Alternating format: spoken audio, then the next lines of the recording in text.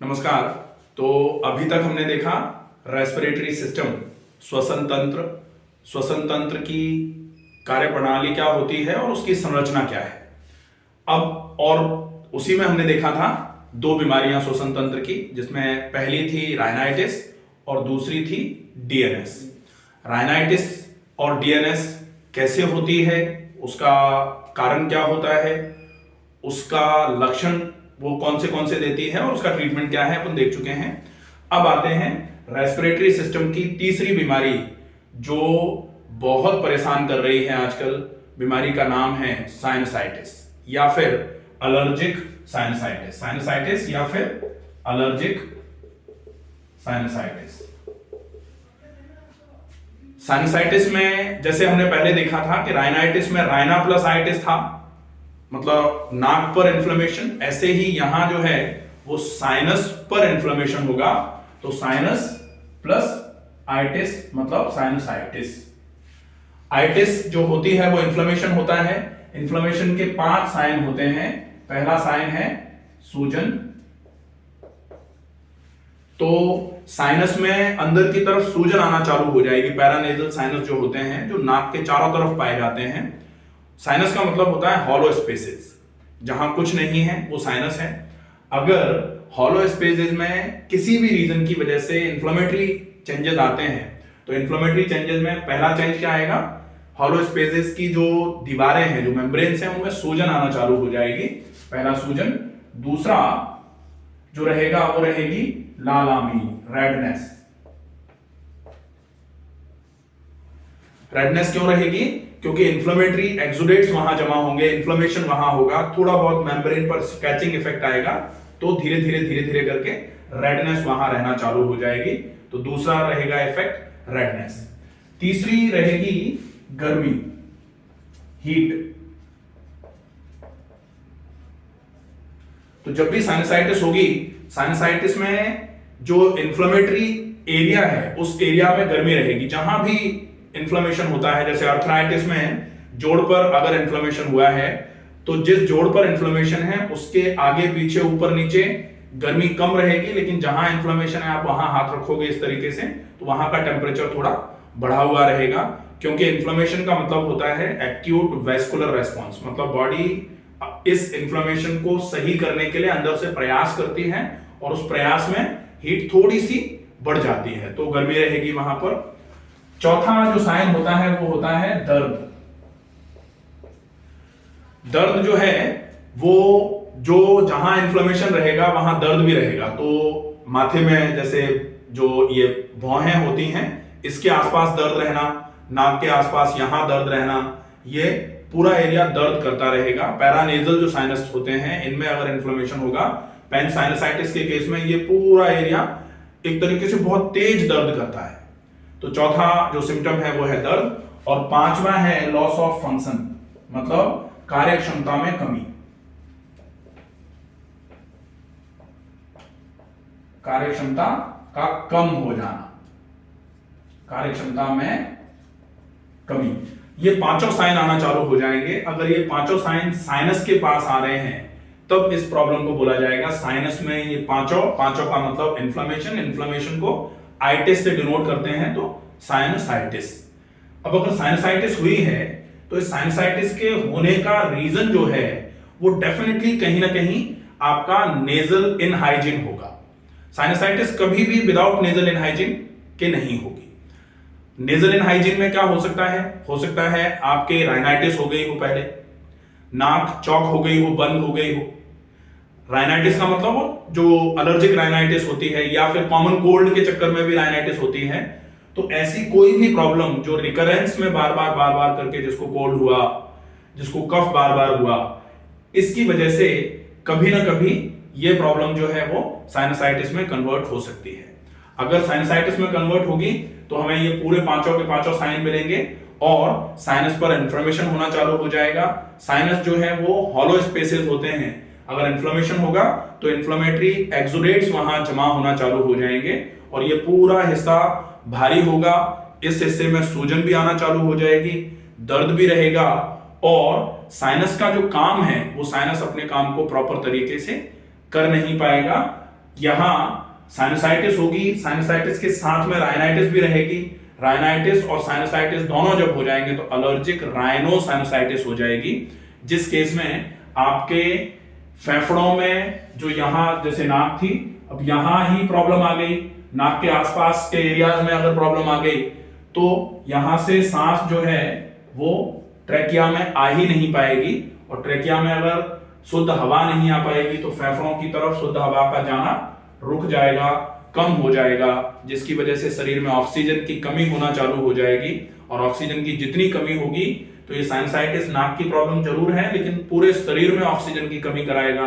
अगर शरीर में ऑक्सीजन की कमी हुई तो पूरा शरीर धीरे धीरे करके कार्य क्षमताओं के हिसाब से कमजोर पड़ना चालू हो जाएगा। कार्य क्षमताएं चाहे वो लिवर की हो, चाहे वो पैनक्रियाज की हो, चाहे वो इंटेस्टाइन्स की हो, सबकी कम होना चालू हो जाएगी। ठीक है, अब साइनसाइटिस का ट्रीटमेंट क्या हो सकता है?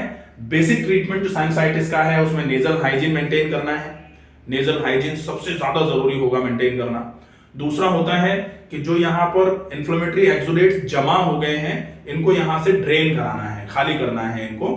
तीसरा होगा कैसे भी करके आपकी जो नाक का एरिया है ये बंद है, इस बंद नाक के एरिया को खोलना चालू करिए। आप खोलना चालू करेंगे तो शुद्ध हवा यहां आना चालू हो जाएगी, साइनसाइटिस ठीक होगा। साइनसाइटिस के साथ में फिर ऑक्सीजन का जो सप्लाई है वो फेफड़ों तक सही आना चालू हो जाएगा।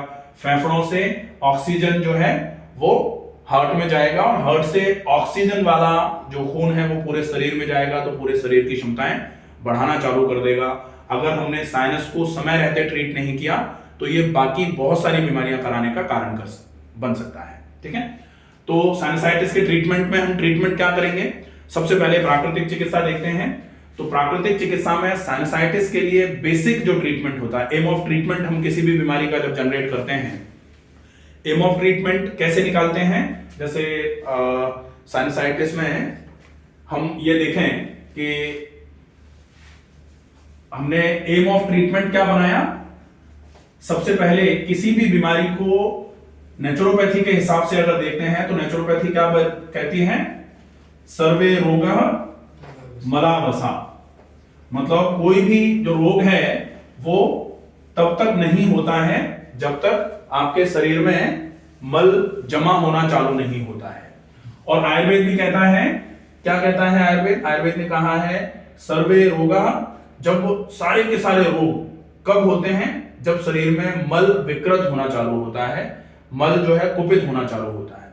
सर्वेषां रोगाणाम निदानम कुपितः मलः, सर्वेषां रोगाणाम निदानम कुपितः मलः। आयुर्वेद इस सिद्धांत पे ही चलता है कि कोई भी रोग तब तक नहीं होगा जब तक आपके शरीर में जो मल है वो कुपित होना चालू नहीं हो जाएगा। तो हमें ट्रीटमेंट भी यहीं से लेके चलना है। तो हम एम ऑफ ट्रीटमेंट जो बनाएंगे इस वाली प्रॉब्लम का, साइनसाइटिस का, फॉर साइनसाइटिस, अब अगर साइनसाइटिस में हमें एम ऑफ ट्रीटमेंट रखना है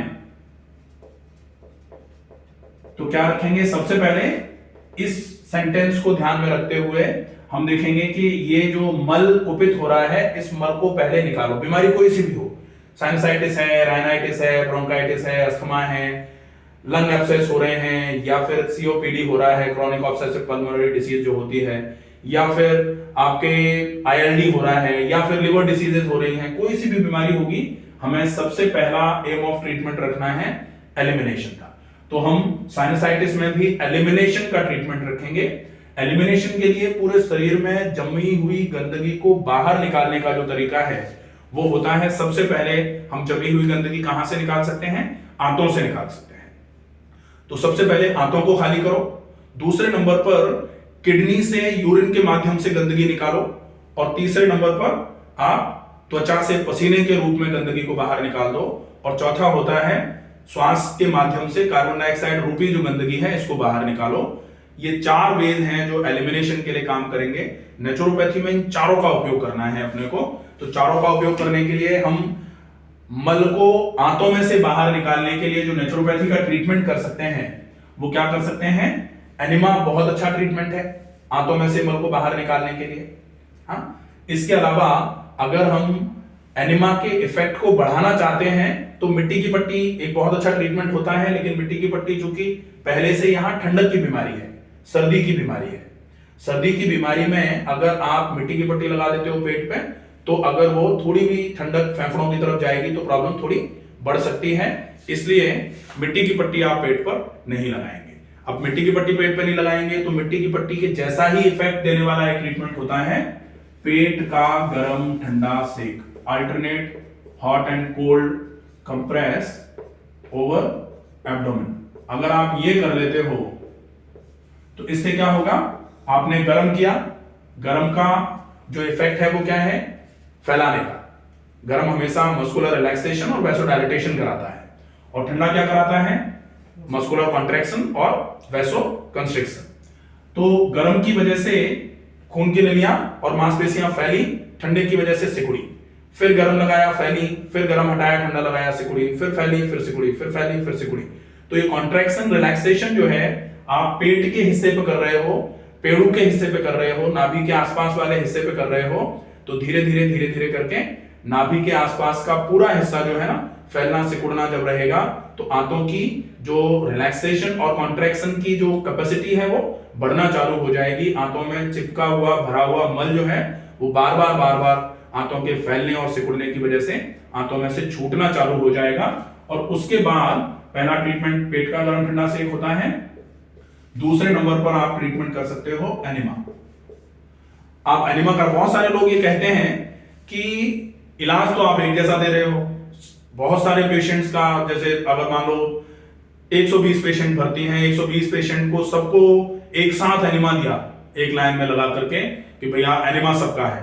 तो एनिमा सबका क्यों है, क्योंकि हम ये मान रहे हैं कि रोग का मूल कारण क्या है, सर्वेषां रोगाणाम निदानम कुपितः मलः। और नेचुरोपैथी में यह भी माना जाता है कि सब रोग एक हैं, सब रोगों का कारण एक है, जो क्या है, सर्वेषां रोगाणाम निदानम कुपितः मलः। और सब रोगों का कारण अगर एक है तो उसका निवारण भी एक ही होना चाहिए, इसलिए ट्रीटमेंट जो एलिमिनेटिव प्रोटोकॉल है वो एक जैसा रहेगा। हालांकि एक जैसा ही ट्रीटमेंट कंप्यूटर पे लिख के दे दो कि सबको यही करना है तो फिर अपन यहां मिट्टी की पट्टी भी करा सकते थे, लेकिन मिट्टी की पट्टी कराते ही पेशेंट की हालत खराब हो जाती। तो एक जैसा नहीं होता है, कहां बदलाव है, माइनर डिफरेंस जो होता है ना, वही ट्रीटमेंट प्रोटोकॉल का प्रोटोकॉल होता है कि कहां आपको चेंज कर देना है। तो ये हो गया मिट्टी पट्टी एनिमा हुआ। अब मिट्टी पट्टी एनिमा के बाद एनिमा का मोटिव हम सब जानते हैं, बाकी पेट का गर्म ठंडा से कैसे काम करता है, एनिमा कैसे काम करता है, इनके अलग अलग वीडियोस हैं, अपन देख सकते हैं। इसके बाद फिर हम जो एक तो ये एम ऑफ ट्रीटमेंट यहां हमने एलिमिनेशन बनाया था, एलिमिनेशन हमने इससे क्लियर करा लिया। अब दूसरा एम ऑफ ट्रीटमेंट हम क्या बना सकते हैं साइनसाइटिस के केस में, कि लोकल नेजल क्लीनिंग। अब लोकल नेजल क्लीनिंग के लिए हम नेजल एरिया के क्लीनिंग के लिए स्टीम का यूज कर सकते हैं। तो यहां हम फेशियल स्टीम, सफेदे की या फिर लौंग की या फिर तुलसी की भाप चेहरे पर देते हैं, मतलब नाक से होते हुए उस भाप को फेफड़ों तक पहुंचाया जाए और धीरे धीरे करके मुंह से या नाक से उस सांस को छोड़ दिया जाए, फिर सांस को नाक से होते हुए फेफड़ों तक ले जाएंगे। तो ये सफेदे के पत्ते जो होते हैं, यूकलिप्टस लीव्स जो हैं, इनकी प्रॉपर्टी होती है वैसोडाइलेटेशन की, मस्कुलर रिलैक्सेशन की, साथ में ब्रोंकोडाइलेशन भी होता है इसकी वजह से। इसकी एक प्रॉपर्टी होती है म्यूकोलाइटिक। म्यूकोलाइटिक का मतलब होता है म्यूकस को छुटाने का काम करेगी। और एक प्रॉपर्टी और होती है एक्सपेक्टोरेंट। तो एक्सपेक्टोरेंट का मतलब है जो छूटा हुआ म्यूकस है उसको बाहर निकालने की भी ये कोशिश करवाएगा। तो जो भी प्रॉब्लम आपके साइनस में आ रही है, तो यहां से होते हुए गर्मी गई तो यहां पर गर्मी पहुंचेगी तो धीरे धीरे करके खून की नलियां डायलेट होना चालू हो जाएंगी। दूसरे नंबर पर यहां पर ब्लड सर्कुलेशन इंप्रूव हो जाएगा। तीसरा, यहां से म्यूकस जो है वो छूटना चालू हो जाएगा। और चौथा एक्सपेक्टोरेशन। एक्सपेक्टोरेशन फेफड़ों से भी होगा अगर साइनसाइटिस के बाद ब्रोंकाइटिस भी आ गया है। तो ये जो ट्रीटमेंट है ये साइनसाइटिस के साथ में ब्रोंकाइटिस पर भी चलेंगे। ब्रोंकाइटिस के लिए और क्या होगा वो अपन आगे देखेंगे। तो ये सफेदे की भाप एक अच्छा ट्रीटमेंट मानी जाएगी। इसके बाद हम मालिश करा सकते हैं मालिश कहां करानी है हमें? मालिश होगी पैरानेजल मसाज। पैरानेजल मसाज का मतलब है कि जो नाक का आसपास का हिस्सा है, इस हिस्से पर हल्का सा तेल लगा करके हम अच्छे तरीके से 3 से 5 मिनट के लिए अगर मसाज कराते हैं तो ये बहुत अच्छा प्रोसेस माना जाएगा। सफेदे की भाप करने के बाद हम मालिश कर लेंगे। अब यहां मालिश कर सकते हैं, इसके साथ में अगर मान लो मसाज का पैटर्न है तो हम पैरों पे मालिश करा सकते हैं, क्योंकि साइनसाइटिस के केस में ऑक्सीजन डिप्राइवेशन होगा। ऑक्सीजन डिप्राइवेशन में पैर, पिंडलियां हमेशा कमजोर महसूस होंगी, पिंडलियों में दर्द हमेशा रहेगा। तो अगर ये ट्रीटमेंट हम करते हैं, पिंडियों पे मालिश कराते हैं, तो लोकल पेन जो है उससे आराम मिल जाएगा। इसके साथ में मालिश जैसे भी हम कराना चाहें, सामान्य मालिश कराना चाहें या फुल बॉडी मसाज कराना चाहें, वो करा सकते हैं। और उसके बाद जो होता है ट्रीटमेंट, वो ट्रीटमेंट रहेगा, आप हाइड्रोथेरेपी का क्या ट्रीटमेंट रिकमेंड कर सकते हैं। हाइड्रोथेरेपी में साइनसाइटिस के लिए बेस्ट ट्रीटमेंट्स जो होते हैं वो हीटिंग नेचर के ट्रीटमेंट है। हीटिंग नेचर में आप गर्म पाद स्नान दे सकते हैं, हॉट फुट बाथ, आप गर्म हस्तपाद स्नान दे सकते हैं, बहुत अच्छा ट्रीटमेंट रहेगा। स्टीम बाथ दे सकते हैं, स्टीम बाथ के साथ में आप सन बाथ दे सकते हैं, सोना बाथ दे सकते हैं, हॉट स्पाइनल स्प्रे दे सकते हैं, हॉट हिप बाथ दे सकते हैं, जो गर्म कटी स्नान होता है। कोई भी ऐसा ट्रीटमेंट जो शरीर में हल्की गर्मी पहुंचाने का काम करेगा, वो ट्रीटमेंट बहुत अच्छा माना जाएगा। तो ये ट्रीटमेंट जो है ये हो जाएंगे आपके नेचुरोपैथी के लिए। इसके साथ में अगर आप चाहें तो जैसे ये ट्रीटमेंट आपने दिए, इसके साथ में अगर कंप्रेस करना चाहें, अगर साइनस से प्रॉब्लम बढ़ती हुई, साइनस से लैरिंजाइटिस हुआ, लैरिंजाइटिस से ट्रैकाइटिस हुआ, ट्रैकाइटिस से ब्रोंकाइटिस हो गया है, ऐसे केस में आप ब्रोंकाइटिस को क्लियर करने के लिए धीरे धीरे करके जो लंग का एरिया है उसको पूरा क्लीन करवाने के लिए अदरक और प्याज का लेप करके गर्म ठंडा सेक कर सकते हैं। अदरक प्याज का कंप्रेस होता है, वो बहुत इफेक्टिव रहेगा। अदरक प्याज कंप्रेस का पूरा वीडियो है, आप उसको देख सकते हैं किस तरीके से कराना है। ठीक है। अब इसके अलावा जो ट्रीटमेंट रहेगा वो दूसरा है, नेचुरोपैथी के अलावा yoga treatment, yoga therapy for sinusitis. Yoga therapy for sinusitis में अपन जो योग है, योग में मूल रूप से 3 चीजें काम करती हैं। एक तो है शुद्धि क्रियाएं,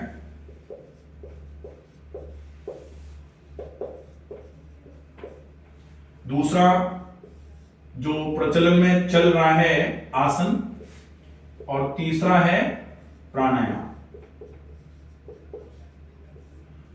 तो जैसे नेचुरोपैथी में हमने सबसे पहले मोटिव जो रखा था, शुद्धि को ही रखा था, क्लींजिंग को रखा था, योगा में भी हम मोटिव क्लींजिंग को ही रखेंगे। क्लींजिंग अगर मोटिव रहेगा तो बीमारी जड़ से खत्म होना चालू हो जाएगी। और योगा में हम अगर साइनसाइटिस के लिए क्लींजिंग कराने के लिए प्लान कर रहे हैं तो सबसे पहले हम पानी पी करके वॉमिटिंग करा सकते हैं, कुंजल करा सकते हैं। कुंजल में जो निषेध होता है वो ये है कि अगर आपको हार्ट की या बीपी की प्रॉब्लम है या फिर आपको एसोफेजियल वेरिसेस हो रखे हैं, उस केस में आप कुंजल नहीं करा सकते, बाकी आप कुंजल करा लीजिए। ठीक है। पानी की नैती, रबर की नैती या सूत्र नैती साइनसाइटिस के लिए बहुत इफेक्टिव प्रोसेस होता है। इन तीनों के वीडियोस हैं, आप देख करके पूरा समझ सकते हैं किस तरीके से ये काम करती हैं और ये क्यों करानी है। ठीक है। आसन, आप साइनसाइटिस के केस में कुछ भी, कोई भी ऐसा आसन कर लीजिए जो आपके फेफड़ों को फैलाने का काम करता है।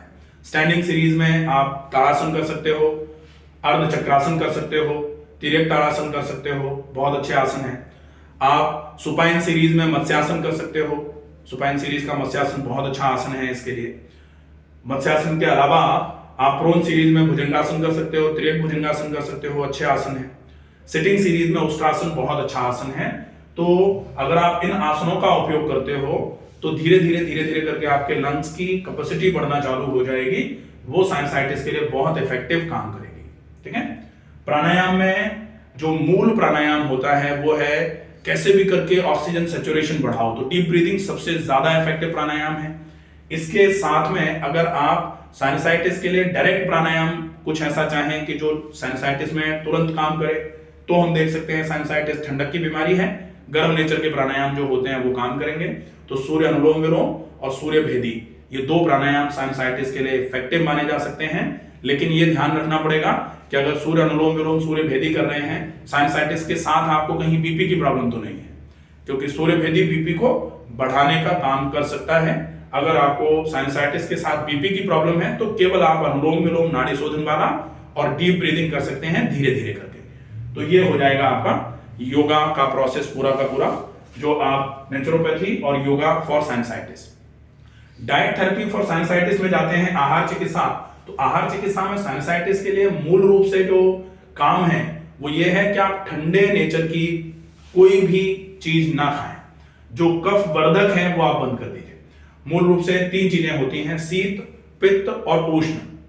आयुर्वेद 3 ही चीजों पे चलता है, वात, पित्त और कफ। वात की तासीर होती है उष्ण की, पित्त की तासीर होती है पित्त गर्मी की, और तीसरा जो कफ है उसकी तासीर होती है शीत की। तो आपको कैसे भी करके कुछ ऐसा खाना है इसमें जो या तो तासीर जिसकी हो शीत प्रकृति ना हो, ठंडी प्रकृति ना हो, उष्ण वाला आप खा सकते हैं, गर्म कुछ खा सकते हैं। और वैसे भी बोला जाता है कि जब भी आपके शरीर में कफ का दोष बढ़ता है तो आपको गर्म तासीर की चीजें खाने में अच्छी लगती हैं। इसको बोला जाता है पित्त वृद्धो उष्ण कामिता। जब भी पित्त बढ़ता है, पित्त मतलब गर्मी शरीर में बढ़ती है, तो नहीं, कफ वृद्ध हो, ये पित्त तो गर्मी है, तो गर्मी के समय में आप क्या करते हो, पित्त वृद्धो शीत कामिता। जब पित्त बढ़ता है तो ठंडी तासीर की चीजें आपको खानी पड़ती हैं। जब कफ बढ़ेगा, कफ वृद्धो उष्ण कामिता। उष्ण कामिता का मतलब होता है उष्ण गर्म चीजें खाने का मन करेगा अगर आपका कफ बढ़ रहा है तो। और कोशिश करो, अगर कफ के बढ़ने को आपको रोकना है तो आप जो जैसे काली मिर्च है अच्छा काम करेगी, सौंठ अच्छा काम करेगी, अदरक बहुत बढ़िया रहता है, तुलसी के पत्ते, आप इन सारी चीजों, मुलैठी, इन सारी चीजों को पानी में डाल करके, पानी को खूब उबाल करके, जब पानी आधा रह जाए तो फिर उसको गैस पर से उतार लिया, उसमें थोड़ा सा गुड़ मिलाया और उसको आप पी लीजिए। दिन में 2 बार अगर लेते हैं तो साइनसाइटिस के केस में काफी इफेक्टिवली काम करेगा। दूध से बनी सारी चीजें, स्पेशली दही और छाछ आप बिल्कुल बंद कर दीजिए। मैदे से बनी कोई भी चीजें पेशेंट को बिल्कुल ना दी जाए, तो धीरे धीरे करके साइनसाइटिस में आपको आराम मिलना चालू हो जाएगा।